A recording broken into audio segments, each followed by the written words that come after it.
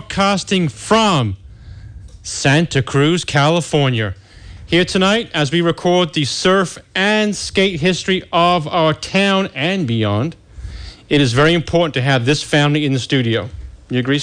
Do you agree, TC? Of course. Here tonight with my co-host TC, as usual, in the house. Hello, Neil. Looking very baseball-ish. Yeah, thanks. Shirt. It's baseball season. You got to clean up though if we're going to go on TV. Hey, look who's talking, buddy. Shannon said you got to clean up, buddy.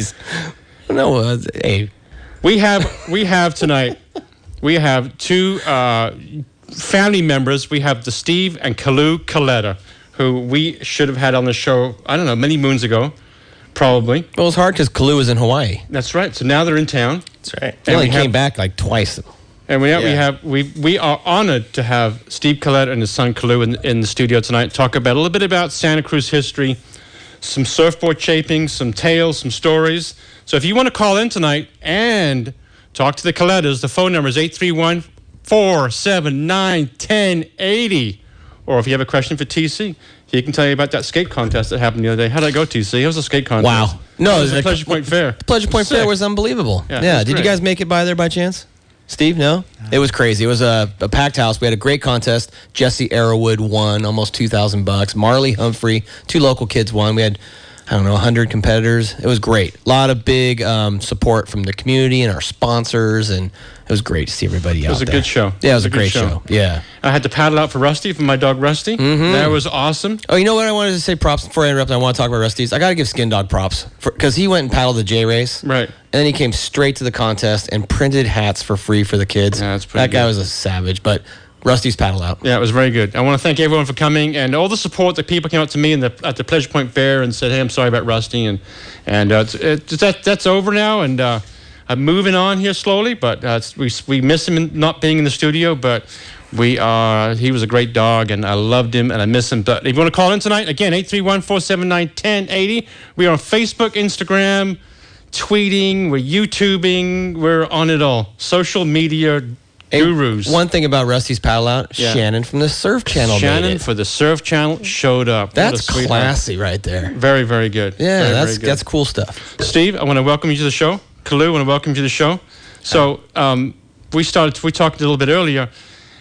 You were born the same year this radio station was here. Yeah, that was quite a coincidence. So that 1947 rings a bell with me. So you and KSCO have grown in Santa Cruz together. I'm not sure whether the building or myself is done better over the years. You know? Now I said we're going to do something different right now. Okay, normally TC and you and I got a bunch of questions. We're going to start off with a guest. All right. What do you think? We're going to start off with a phone call. Here's JB in Live Oak with a question for whom? Hi, JB. This is for Steve. This is JB, actually, from the east side of Santa Cruz. Okay, nice to have Jeffrey you on the show. Devine. Yeah, very nice. JD Rockets. Yeah, my father is Dave Devine. He started here in 49, kind of like Steve. Came here because the waves were beautiful. And, started a history here for surfboard building and really getting to know this beautiful place that we live in and surf in. Now, a very strong community figure Steve is. Do you have a question for him? Do you have a question for him? No, I just wanted to hear his voice, and I don't usually listen to the AM radio, but I was really stoked to hear that you guys are interviewing Steve and Kalu. They're both very close to me, so I think it's very valuable that I'm listening tonight. Well, we appreciate you giving us a call. Yeah. Thank you so much. You're very welcome. Sit back and listen in. And JD, real quick, I just want to say this, TC. We got to get you in here too, man. I think you would be a great guest on the show.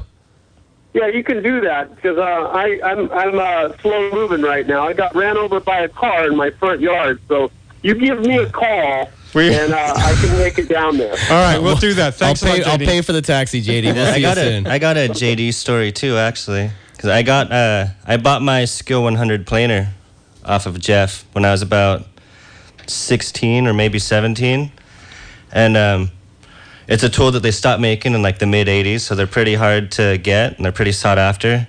But he made me promise not to cut the foot of the tail off the planer, because a lot of guys do that to make it lighter, but I still haven't. If you're out there, still on there, full length, full balance. I'm still using it to this day. Very so cool. thanks, JD, you still on there? No, he's gone. Oh, okay. Well, Hey, I'm sure. I'd like to take just a minute to give props to JD and his dad Dave, because Dave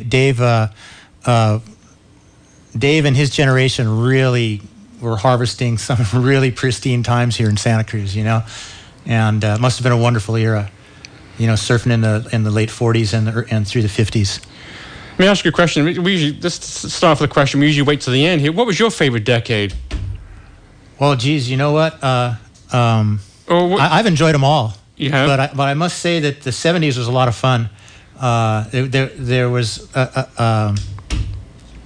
it's kind of a little bit the Wild West. We had a lot of fun in the 70s going surfing, and it seemed like we surfed with a bit of a crowd then, but the crowd seemed to be at wherever the surf was at its best. All the West Siders, Midtowners, East Siders would all be at the lane if the lane was good. And Pleasure Point would be empty. There'd be 2 guys out, Nobody out at Sewer Peak, 2 guys out at First Peak or something, and 25 guys out at the lane or at the slot or something. And then if Sewer Peak got good, and there'd be 25 guys out there and nobody out at the lane. If Scotts Creek was good, there'd be 25 guys out there and nobody out at the lane and in town and stuff.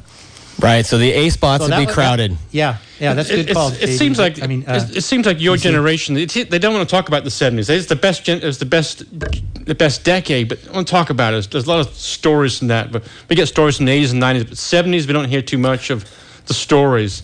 I don't know, it was pre-video camera, pre-crowds, right, yeah, Steve? Well, yeah, a bit. You could get away from a crowd easier at that point, because now if you try to get away from a crowd, you're just going to find another crowd that's dedicated to that particular lineup.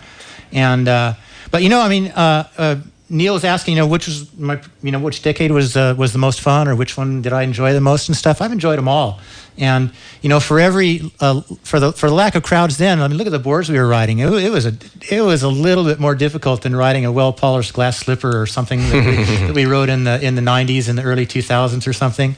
So. Let me ask a question about going to surfboards. What boards that were used then are now coming back? Is there boards coming back from shapes that you were using back at that time? I wouldn't say they're quite coming back like that. I think we're seeing in the last 10 years or so, shaping has actually opened up the door to address the broader demographic of surfing, not just those who can rip on a real well-tuned glass slipper. But we're seeing boards the same volume of that era that are more practical, with more surface area in them and stuff like that. Aggie boards anywhere from 5'6". Kalu is working on a rocket egg, we call it, for himself this week, that's 5'4". But the board could be blown up to 8 foot long and be a pleasure for someone else to ride, And so boards, I think, have just got more practical. And so what we're drawing out of the 70s shortboard era is the volume that was in those boards, the mass that was in there. Right. And we're configuring it and laying it out in a far more practical way. Who did you learn from? Gosh, I learned primarily from a guy named Mike Diffenderfer. And I crossed coach, paths. huh? Yeah. Jeez. Gnarly guy, man. What a wonderful guy. An incredible craftsman and a wonderful surfer. And what do you put into each board that you build today that came advice from him? Well, one thing he said is never waste a blank. Honor every blank. Make sure you do your best job on every board. And I think he kind of summed it up by saying there's only one way to do anything, and that's the right way. So that's been kind of a theme for me. I've been a bit of a turtle. It slows me down a little bit in terms of productivity and stuff like that, but I'm dedicated to try to make each board the best I possibly can. And I'd like to interject this about diff and stuff. Sure. Diff came along when shortboards were real. Diff came through the longboard, balsa wood era and stuff like that. Same generation as Dave Devine, Jeff's dad. And but there were so many. These days, we've pretty much identified all the design components and stuff, so we're polishing them up, like that. But we didn't even know what the design components were in the mid '60s when boards went from longboards to shortboards. Right. And we got to. I think the whole world wants to give Diff credit for actually being the master of rocker. He really started to do rocker profiles that allowed the shortboard generation to really take off. So you started shaping in 60-70 Mom's garage. Yeah. She went for that? Didn't mind that much, really. Right. She really didn't realize how much that was going to ruin my life. What do you think you would have done if you hadn't? What do you think career you would have gone past career path would you have taken? I was if you into hadn't- civil engineering and architecture. Okay. So you would have taken that path? Yeah, actually, I spent quite a bit of time. I spent about 6 years getting an education in architecture and engineering and math and science and stuff. And I think that served me well in terms of just visualizing and conceptualizing surface areas and boards and different components. Okay. I got a question for you, Steve. First off, how old are you? I'm 66 right now. Okay, you're 66 years old. And I don't know what you'd be surfing right now, but when I was surfing with you a lot, what was the size of surfboard you'd ride? Oh, shucks. I mean, I had a lot of boards, but, my shortboards would always be pretty close to what was contemporary shortboard. And then, the bigger boards, the semi-guns and stuff like that would kind of follow suit. Well, of course you had a quiver, but like your normal everyday Pleasure Point surfboard is a... These days or other days? Well, when you were in a physically much better surfing condition. Yeah, up until back surgery and cancer and stuff like that, I usually rode 6.2s, 6.1s, 6.0s. And my point being, very few guys in their late 50s are riding shortboards like that. And I'm commending you because you are out there at the first peak, hustling with the kids, Sewer Peak, hustling with the kids on a shortboard. Yeah, well, that's a lot of fun. I like the way the shortboards ride and stuff, but it's good to be realistic too, and realize that maybe it's better to get a little more practical under your feet, Well, that's the volume you were talking about, right? Yeah, that's how boards have become really practical.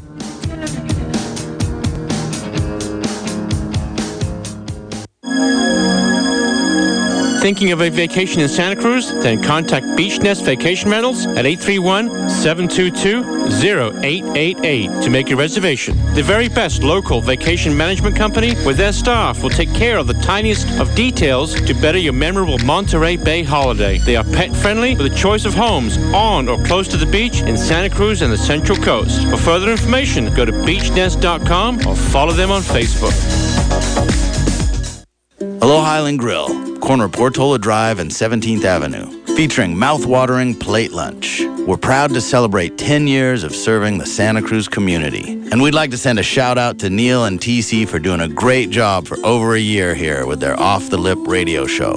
We're open 7 days a week, 11 a.m. till 9 p.m. Visit us on the web at alohaislandgrill.com. Like us on Facebook. For to-go orders, call 479-3299. Congratulations once again to Neil and TC for 1 year on the air. Aloha Island Grill is a proud member of Think Local First.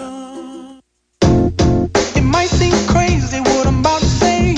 Hi, this is Steve Pereira, the beach guy at Bailey Properties in Santa Cruz, California. If you're looking for a beach home or a coastal property, give us a call at 831-818-7064, or you can call my wife Diane at 831-818-5939, or drop in on our website at lifesabeach.com and check out all the inventory in all price ranges. We've been selling beach properties since 1982. We're here to help you. Give us a call today. Clap along if you feel like a room without a roof. And we are back with the Off the Lip radio show on KSCO, broadcasting from Santa Cruz, California. This is the trivia portion of the show, brought to you by Sand Dollar Ding Repair. Oh, God. What the heck? What'd you I mean, forget? Felix, he has done every one of our trivia since we started? Yeah, and you forgot? Well, you pointed at me. I thought I was supposed to know something. If your Coletta board needs to be fixed. Hey, has anybody checked out Felix's beard lately? Oh, it's large. My goodness. Abe Lincoln's got nothing. If your Coletta board needs to be fixed, if it's dinged, wrecked, smashed, whatever, it's got a big ding, get it to Felix. He can fix it pronto. Yes. What's his phone number? 722-4060 is Felix's phone His number. website's dingrepair.net. There we go. Felix, attaboy. Good to see you the other day. And There you go. 21 And the question is tonight, years. the question, we got 4 tickets to give away for the event in Santa Cruz Where tomorrow you're, night. by the way, you're speaking at it. That's why no one's going. That's why the tickets are free. Giving them away. Paradigm Sports downtown there by Harvey West Park. Giving away 4 tickets to that. The phone number is 479-1080. Last week's guest, Griffin Guess, is married to this gal from Aptos. What is her name? Did you see in the Santa Cruz Sentinel Talk News Scoop that he bought the contents? For what? I don't know. In the Sentinel, quote, he has purchased the Mavericks contest. I wouldn't was be reading, surprised. about- Now about we had those guys on the radio show last year. There was He's gonna- no talk about purchase the contest. He's going to turn that thing into the Super Bowl of surfing. We'll see. He's got big plans behind it. So I think it's going to be, in 10 years from now, we're going to talk about that thing being a giant in the surfing world. Mm-hmm. Anyway, he's married to this gal from Aptos. Griffin, guess what is her name? For 4 tickets, 479-1080 is the phone number. This portion of the show is brought to you by Dogmatic Arts. Home of Rocky, Ratboy, Nat Young, Dollar, Nelly, all those guys. Replogle, Barney, amazing photos of your surfer for sale. Dogmatic Arts in Capitola. Stop in, check out the art, and say hi to Patrick, all at the Lighthouse Building in downtown Capitola. We're here tonight with the Colettas, Kalu and Steve Coletta. Very honored to have them in the studio and talking some surfing. TC, what do you got to... Well, it's funny because... I know we're going to start with this guy. I just wanted to say something really quick. I remember you ran the NSSA in Santa Cruz. I remember I won a contest, and I was so excited I forgot my surfboard at the beach. And you brought it home to my house. You did a lot of contests. Why were you so involved in amateur surfing in Santa Cruz? What made you do that? Oh, God. Just, this guy, Justin Burns, Matt Arthur. There were just some wonderful surfers, Sammy Nye. The list goes on and on. And, and any of those guys, a lot of those guys took different career paths. Justin Burns became a electrical engineer and then a medical doctor, just worked his way through school and stuff. We used to call him bustin' turns. Wonderful surfer. Hey, Kalu, let me ask you a question. Is it easy working with your dad's shaping? How is that for you? Yeah, I don't know. I mean, it's fun. Have you learned a great deal from him, or have you taken a lot from a lot of people to shape the boards that you shape yourself? Well, definitely I've learned pretty much the whole base of everything from him, and got my whole groundwork or whatever. I don't know what the right word is. But, the foundation. Foundation, yeah. But then I worked for some other people over the years too, and every different shop you go to, you pick up new things and learn different little tricks. But what's different about working for your dad? I mean, let's say, is there something different about it? Is it a little more? It's I don't know. It's probably a little different than working for other people. I probably put more pressure on myself to make them turn out good. Right. Because I try to make them all turn out good, but when it's your dad, it's like there's that like. Are you still involved in music or not? I heard there was a comeback. Yeah. TC, was there a comeback? I play music mostly by myself. TC, I heard there's rumors of a Lost Cause reunion or something. Gabe's coming down. I've been hearing rumblings. Yeah, I don't know. Yeah, it's all over social media, that's for sure. I've been hearing. Well, for those listeners who don't know, you played in a band called Lost Cause, a local punk rock band, and you guys had some local success. It was fun. Yeah, it was fun. Yeah, we started out when we were probably like 15, 16, and played until we were all about like 30. So, we had a good run of playing local shows and opening for some of our favorite bands from when we were kids and stuff. So some of the youngsters pretty listening fun, who haven't heard good you. Good times, yeah. Is a reunion night in the future? Hopefully. Yeah. All right. I'm down. I know everybody's down, but, most everybody else, except for a couple of us, they have families and kids and... Move away. Yeah, Gabe lives in Portland, but I got a question for both you guys. Kind of both you guys. You're now using the computer, correct, Steve, to design your boards, shape your boards. Kalu, are you going to use the computer to shape boards? Because obviously it's giving Steve is giving you what 10 more years or 20 more years in your career. As long as I can walk. I can use the computer Hout's doing it, right? Yes, Hout's he is. doing it, and this is giving you like another 20 years to your career. Kalu, are you using the same?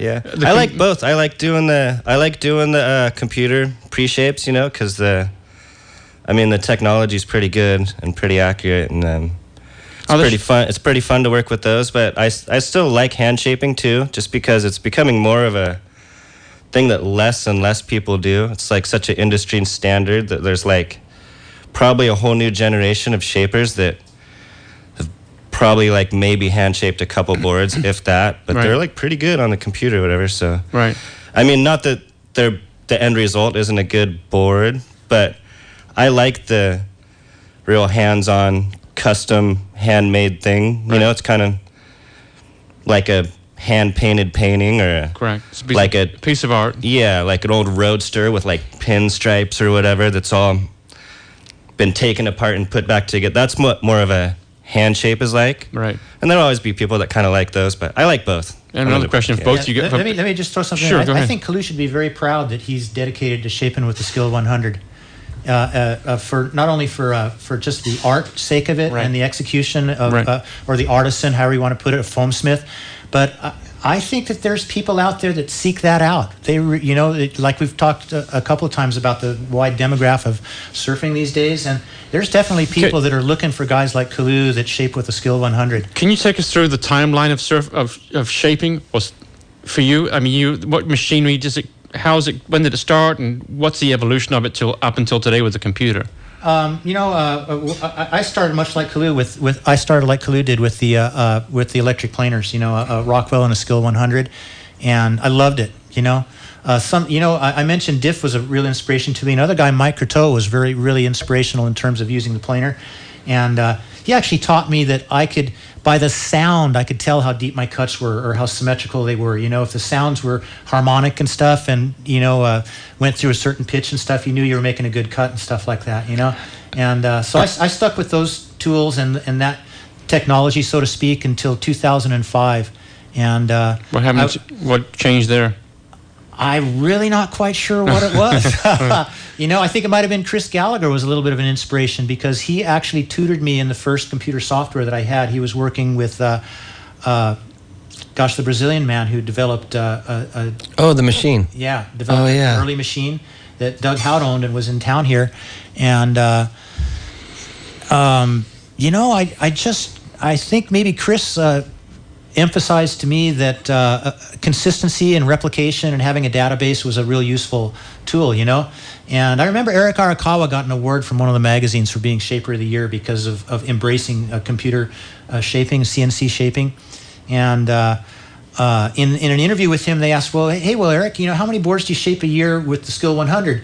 Like that. And I expected the answer to be dozens or hundreds or something like that, because he's a really prolific, hardworking man. He says maybe 2 or 3, 5 a year, something like that. I was flabbergasted. I said, I can't believe that, But ironically, since 2005, I've shaped 2 boards with my Skill 100. Oh, wow. Trade show in Santa Cruz, and 1 asymmetrical for Adam, because the guy who runs the computer was afraid to take the code and put the 2 different sides of the board in, because he thought he didn't want his machine to go through the wall or something like that, Right. Because if it gets off its XYZ three-axis thing, it can do some funny things. 831-479-1080 is the phone number if you want to call in tonight and talk to either one of our guests. We have Steve Coletta and his son Kalu in studio tonight, along with my co-host TC. TC, what do you got? Well, I wanted the Skill 100. The sound of that cutting a blank is a sound that I think so many surfers today don't recognize. And that is an iconic sound of surfboard manufacturing. You've been in the shaping room, haven't you? Yeah, but I'm serious though. That noise is something that kids aren't going to be able to experience. And to have Kalu say and cherish his Skill 100 is a treat. And I got a question for Kalu. You're a dog lover. Oh, yeah. Yeah. Daisy. Fully. Yeah. Yeah. I wish she was here. I know she'd be perfect. Get some little headphones. How did you find Daisy? What's the story with Daisy?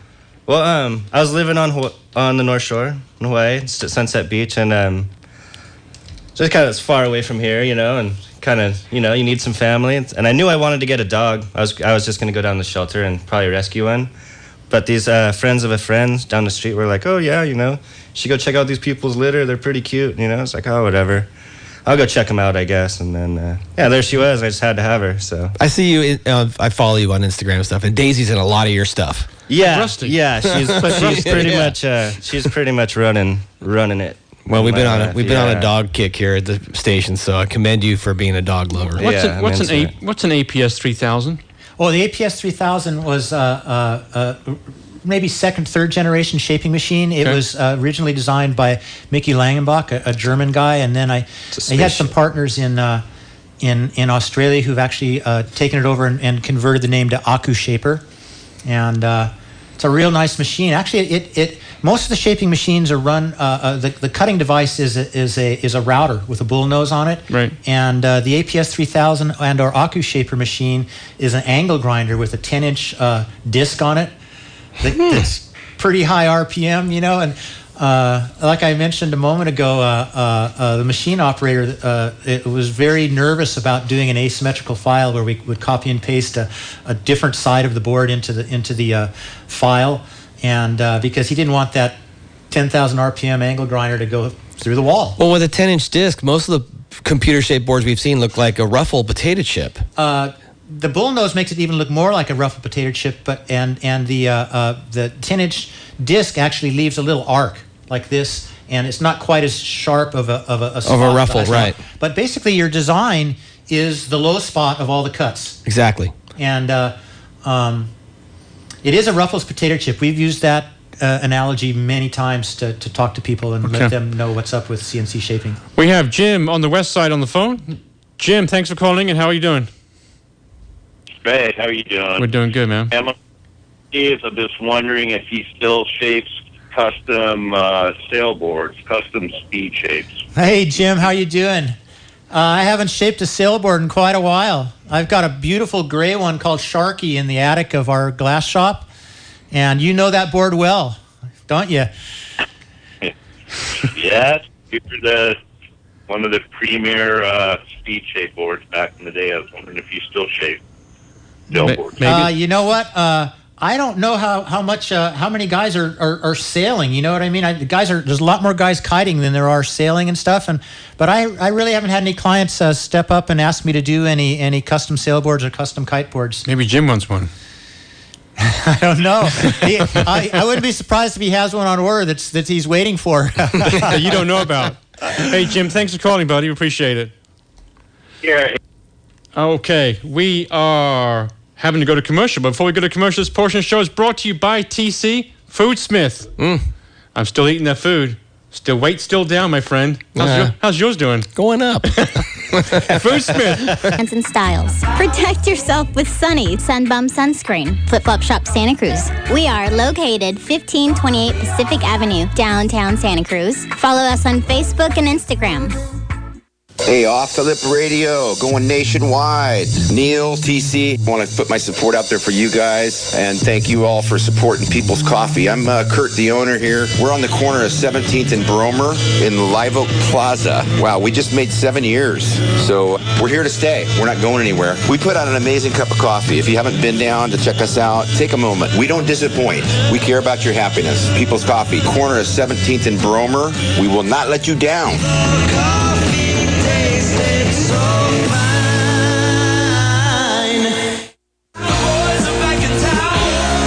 This is TC from the Santa Cruz boardroom. If there's one thing I know, it's that everybody listening wears shoes. Check it out. Santa Cruz boardroom has 3,000 pairs of shoes in stock from the best brands in the business. Nike, Adidas, Emerica, Lakai, Converse, Globe, and Supra. Come on down. Check out our 3,000 pairs of shoes. Pick up some new tread for your feet and be happy. Santa Cruz Boardroom, 825 41st Avenue, open every day of the week. And we are back with the Off the Lip Radio Show, here with the Colettas tonight, Steve and Kalu, and also my co-host TC. On the phone right now, we have Randy from Aptos. Hi, Randy. How you doing? Hey, how's it going? I've been listening to the show. I just wanted to comment. I was kind of wondering where Steve Coletta went. I got a single fin. This is how old it is. Back in 1980, and I moved to Puerto Rico for a year and a half, and everybody wanted that surfboard. And it actually kind of changed over to like 4 fins and 3 fins in the time I was there. But Coletta's board was the best board on the island. And I just wanted to say I'm glad he's been in Hawaii, and I love your show, and I'm glad Steve is still hanging tough. He's doing good, man. He looks healthy. He's doing good. Hey, Randy. Thanks, Randy. Hey, Randy, thanks for calling in. We appreciate it. Call back again, will you? All right, right on. Thank you, bro. You're very welcome. That brings up a great point I wanted to mention to you, Steve. It seemed like you held true to the single fin a little longer than a lot of people with some certain people like Randy Davis, I think. Did you make boards for Randy Davis? We made tons of boards for Randy and some of the Kurt Gallaghers. Gallagher, Yeah, and crew like that. That was part of that wondrous 70s era. Like Renee and I and our boys lived on Moana Way between 37th and 38th Avenue, and it was really, Glenn DeWitt lived around the corner. Pat Taylor lived right there. Kevin Canty lived right there. There were all the Gallaghers, just one after another of them, all wonderful surfers and great people. We had a lot of fun, Kalu was actually born right there in that house at home in 1978. Yeah. So you can say he's born a block from the beach. Super Pleasure Point local. right. And then some. How many boards have you shaped in your career, would you think? I haven't really kept a real accurate count, but I think it's probably about 20,000, something like that. And do you have a personal favorite? Yeah, I've got a. You know what? I was riding a pretty big shortboard last fall and winter. It's a 7.0 by 20-inch wide, almost 3-inch thick, which is a complete departure from what I was on maybe 2 or 3 years before that. And, I got a lot of really fun waves on that board. And at the moment, it's pretty much my favorite board. Kalu just finished glassing a 6/8 version of it for me that I can't wait to get my feet into the wax on that thing because, 4 inches less is going to make it a little more fun. Do you when you ride his boards, do you notice the difference between his boards and your boards? If you wouldn't know which one they were, do you know whose is who, or would you know whose is who? Well, actually, this one was a CNC shape that I did, and he did the glass work on it and stuff. The 6/8 that I was talking about. So, I haven't actually rode a custom Kalu. And I should probably get an order in. No. Get in line. I don't think so. No, man. You know what? That would be sweet. That would be very, very sweet. I've seen recently, Kalu, with some of your boards, you're running the Natural Curves Surfboards branding on there. Is that something that you guys are you kind of partnering together on Natural Curves and going back to as like a family business? Yeah, I would say that, Kalu's not working for me. We work together. We're peers. Okay. I think he's still the boss. Yeah. I guess before we forget and we run out of time, how do we get a hold of someone? Get a hold of you if they do want a board? Oh, I'd say by emails are a great way. You can Google the Natural Curves website, and there's a link for emails there. Instead of trying to spell one out. Okay. And same with Kalu. You can email Kalu. What's your email? Mine's just kalushapes@gmail.com. Okay. Or you can message me through Facebook. Okay. Or, through the Natural Curves site. Or you can just call me, 831-295-1002. Okay, Steve, so if I say I want to get a board from you, what process do you put me through as the person that wants to get a board? Well, we start up a conversation, okay. And I've got a little note on the website that says advice for shapers and advice for their clients. And the advice for the shaper is listen to the client, and the advice for the client is to listen to the shaper. So basically, it's a little bit of an interview. You want to find out what your favorite wave to ride is, what board you're riding right now, what you like or don't like about the board you're riding, where you want to go with your surfing. And we just, we develop a custom design. Okay. And, the sky's the limit on custom designs. It's just like you can go anywhere with them, Are you opening? I heard recently you're putting some surfboards in Billabong. We've got a good relationship developed with Dustin and Adam at the Billabong store, and we're building some niche boards there initially. Boards that their clients have been coming in and looking for and haven't been able to find. And the two boards we're working on currently for them. One we're calling it an Abalone, which is a very short board, almost looks like a knee board. Tons of surface area, tons of volume, and then speed eggs, which is speed eggs are kind of between 7 foot and 8 foot long, and they're just a real simple design with a convex bottom, round pintail, real balanced surface area, nose and tail. But one might think it's a small longboard of sorts, and you might be correct in making that assumption. They kind of come out of the Skip Fry Pacific Beach San Diego school of thought, and those speed eggs are kind of one of the most crazy versatile boards you're ever going to see. So they're kind of flat too.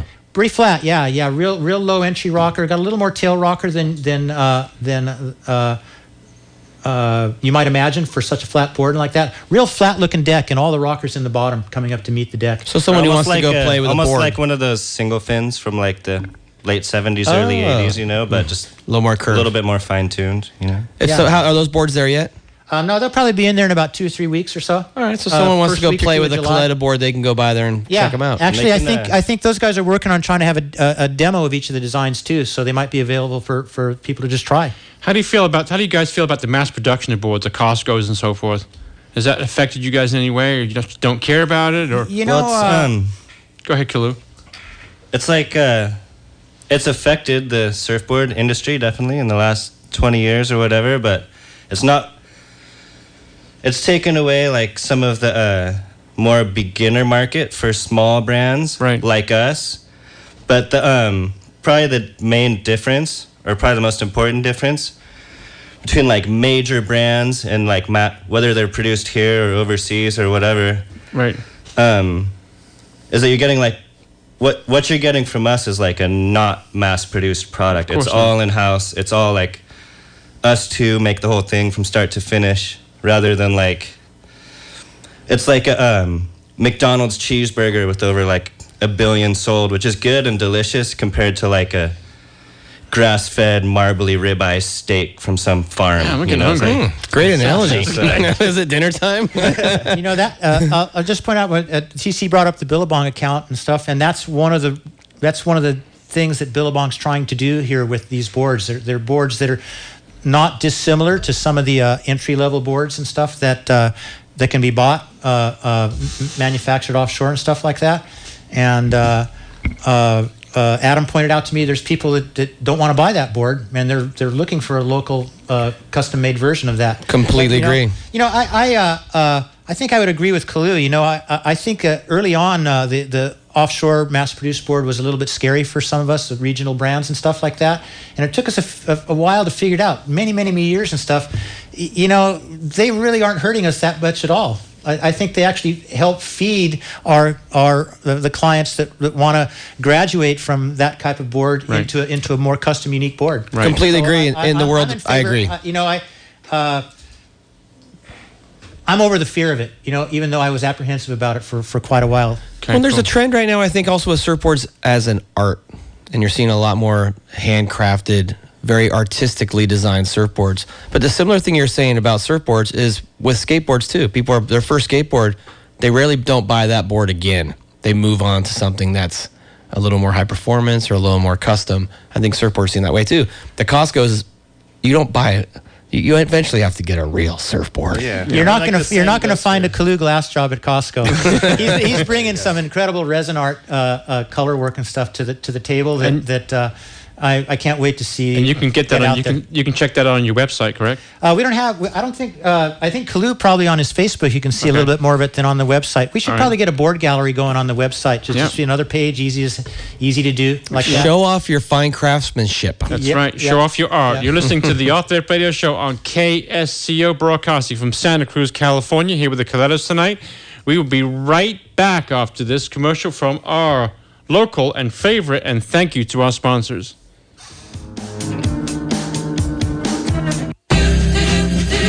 Santa Cruz's own beautiful De La Vega golf course offers you 18 or 9 holes and a lighted driving range that has 40 stalls, so you're almost guaranteed a spot. Check out their great deal. You can buy a county discount card and save each time you play. The card is just $50, and that lets you save around 25% of green fees for 1 year from the date of purchase. Head professional Tim Blaustolo and his staff invite you to come and play one of the finest golf courses in Northern California. For further information, go to delaviegagolf.com or book your tee time by calling 831-423-7214. Hi, it's Julie. And Simon with Toyota of Santa Cruz. And we are back. The last 10 minutes of the Off the Lip Radio Show on KSCO. This portion of the show is brought to you by Drug Free Solution, offers a solution for heroin and opiate addicts. Their detox method is an app. Takes only 3 days. You can then move on to the 9-month home program to cleanse addiction from your life physically, mentally, and emotionally. Learn more at drugfreesolution.com. That would be drugfreesolution.com, or follow them on Facebook. Steve Coletta is our guest tonight, along with his son Kalu. And Steve wanted to mention Kalu's resin art skills. Well, yeah. You want to talk about that, TC? Tell us some of the stuff that I know, like I said earlier, that the art of surfboard craftsmanship, and you guys are doing this. What is going on with your resin tint? Well, we're just trying to do like really different stuff than like your standard tint or like your standard acid splash with the pin line kind of thing, and just make really like every board like a one-off, kind of like each glass job is sort of like a art piece in itself, and I'm not getting too weird, doing it so it looks good, but it's really a pretty fun era to be making surfboards right now, because compared to when I was a kid and started like in the 90s, it was cool and boards were good and they worked good for like doing lots of turns, if you rip or whatever, but most boards were clear and white thrusters with lots of rocker, and they were narrow and they weren't super functional for everybody, only sort of for like people that are really advanced. For sure. And so now there's like, we're making all kinds of designs, like people my generation are looking at stuff that people my dad's generation were doing in the 60s and 70s and going, whoa, like I want to try and make a weird like hole bottomed mid-length single fin just to see how it goes, and we saw Slater riding that, right? The board with the hole in the middle. No, like a hole, like a boat. Oh, boat, I thought you meant a hole in it. Yeah, the hole, mate. That could be next. I already have. So let's get back to the foam tint. How much does that add on to a custom board price? Like in the middle kind of range? Anywhere from $20 to like $100, depending on how nuts you want to make it. Steve, you grew up in the shortboard revolution, correct? Yes. What's next? Do you see anything in your mind that's coming down the pike that's the next revolution? And if so, would you want to be a part of it? And what is it? Well, I certainly want to be a part of every. Maybe I should ask this. Maybe I shouldn't ask it. But how's your health?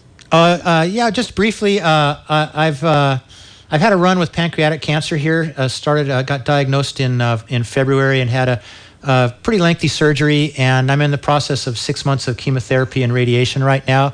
And the operation was the heaviest thing. I'm glad that's passed. The chemotherapy hasn't been too bad at all. I'm really blessed. I go to this chemo facility here in Santa Cruz, right across the street from Dominican Hospital, and there's people in there that are younger than me and older than me that are suffering a lot, and I'm doing quite well. Thanks for asking, Neil. And but yeah, fortunately, I've been able to do my work, and I haven't been able to surf much because I have some health risks for being in the water and stuff like that. But it's been great. It's invigorating to get in the shaping room and shape a couple of boards every week. Okay, if you can't surf, where do you think about surfing? Where would you like to surf? When? What kind of tell us that? Any place, any place at all. I've got a 2-week break coming up for my therapy here, and I think Kalu's going to get me in the water at Pengy's, there, which is pretty easygoing, mellow little place right there that's in between Sewer Peak and First Peak, and a lot of us. And what board you taking? I'll probably ride a 6/8 egg or something like that. Right. What was inspiring is when you first found out you were sick, the community rallied and held an event that was incredible. Yeah, that was at that first bout about in 2007 and 8. Yeah, I can't believe the support from the community. It was absolutely overwhelming. TC. Yeah, no, it was a fantastic night, and it was, I think, a great night in surfing history for this town because everybody came out and, not only showed their love for you, but just their love of community. Yeah, it was really cool. And what was wonderful about that? It was the community got together when somebody was still alive instead of after they passed away. Right. Yeah, it was extremely touching. I got to thank my wife too, because she's a hardworking woman and she carries the health insurance for our family. And health insurance is, and the care I've gotten through has been phenomenal. She was supposed to call in tonight. I know, Renee, you were supposed to call us. Now you're thanking her for not calling in. No, your wife's a great lady, and I agree. You're lucky to have her. So I'm sure she takes. And I'm lucky to have Kalu here too, because Kalu, when I had surgery in March, he came over here and took care of all the back rotors. Got about 24 boards out that were just going to linger and stuff like that. And I don't know what I don't know what moved him to come back to Santa Cruz, but I'm so grateful that he's returned to take over Natural Curves and keep the brand going and stuff. Big future for Natural Curves. I think so. I think it's going to be solid in the 21st century. Yeah. We were very grateful and would like to thank you, and our audience, I'm sure, thanks you for coming on the show tonight. The hour, I told you the hour would go quickly. I'm sure I can speak for Kalu. I had a great time being here. You know, it's kind of hamming it up a little bit with you guys. It's just like sitting on a bench at the point, watching the surf and talking about surfing. You know, that's right. It's a show. It's a real comfortable show to be with. Thanks, Neil. You're very welcome. TC. Everyone has a story, and you have a great story in your Kalu. Just 1,000 stories. Neil, we didn't even scratch the surface. You guys got to come back. I know. You know, there's more to talk about. This, we'll have you back on the show. There's a lot more I want to talk to you, Steve, about, so we'll have this for sure. And next week's show. Sounds good. Next week's show, you ready, TC? Ready. So, skating together since 1977. Scott Foss and Keith Meek. Wow. In the show, in studio next week, the Meekster. Legends. Hey. Legends. Scott's a Scott legend, Foss too. in studio next week, so that's going to be a great show. Want to thank Steve Coletta, Kalu Coletta, and want to thank your wife, Steve, because without her insurance, we want to thank the missus. Got to thank the missus and the family. TC, thanks for being the co-host thanks, again Neil. tonight. Thanks, you guys. Chris, great our show. engineer tonight. Thank you very Neil. much. Thanks, TC. We'll see you It's next great being week here. with the Meekster and Scott Foss. See you next week.